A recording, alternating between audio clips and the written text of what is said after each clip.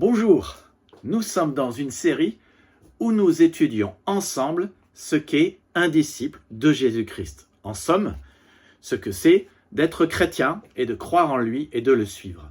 Aujourd'hui, le texte du jour, tiré de la parole de Dieu, la Bible, c'est dans Jean 8, 30, 31, 32, où Jésus dit aux Juifs qui venaient de croire en lui, « Demeurez dans ma parole, vous connaîtrez la vérité, vous serez mes disciples et la vérité vous affranchira. » Être un disciple de Jésus-Christ, c'est être un enseigné, donc un élève. Alors, pour comprendre ce qu'est un disciple de Jésus-Christ, je dois comprendre ce que fait un élève. Alors un élève, d'abord, il apprend. Et comment est-ce qu'il apprend? Dans les cours, il prend des notes. Donc, il faut prendre des notes quand vous allez à l'église, quand vous entendez une vidéo, écoutez le pasteur et écrire ce qu'il dit. Ensuite, un élève, il faut qu'il soit capable de restituer ce qu'il a appris. S'il ne le restitue pas, c'est qu'il ne l'a pas appris. S'il ne l'a pas appris, il ne l'a pas retenu. S'il ne l'a pas retenu, il n'a rien appris et il n'est pas un élève.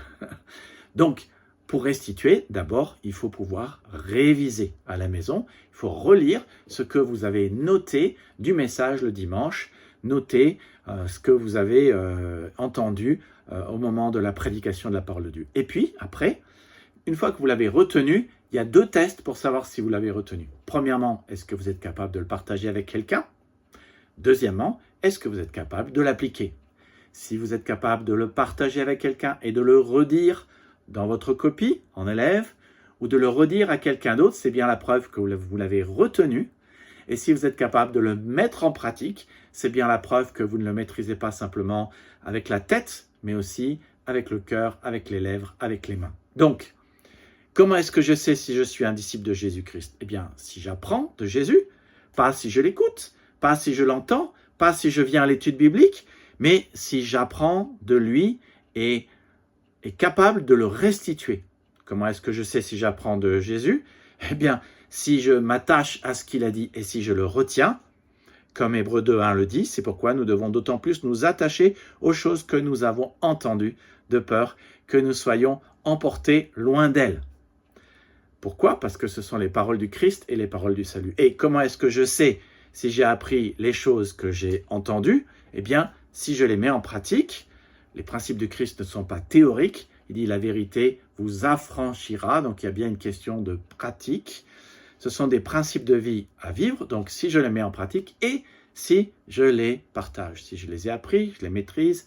Et la seule manière de savoir si je les maîtrise vraiment, c'est si je les pratique et si je les partage. Alors, c'est un vrai problème de fond parce que dans 90% des églises, quand un message est prêché, l'homme rentre à la maison, sa femme lui dit « Alors le message était sur quoi ?» Et l'homme dit « Bah, je sais pas, c'était sur le jeune homme riche. » Et la femme dit « Oui, mais le pasteur, il a dit quoi sur le jeune homme riche ?»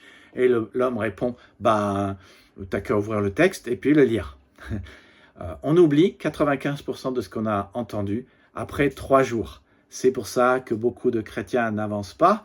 Et dans un sens, c'est un peu dommage parce qu'ils gaspillent leur vie. Ils vont à l'église pour apprendre quelque chose et puis ils ne s'attachent pas vraiment à ce qu'ils entendent.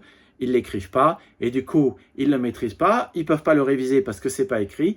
Ils ne peuvent pas le retenir et le restituer, le partager et l'appliquer parce qu'ils ne l'ont pas écrit, parce qu'ils n'ont pas vraiment écouté.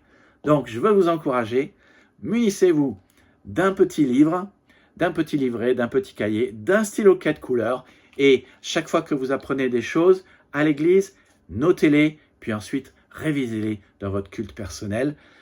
Je vous dis à bientôt. Si vous voulez continuer votre marche avec le Christ, eh bien, je vous invite à écouter la vidéo suivante. Que Dieu vous bénisse.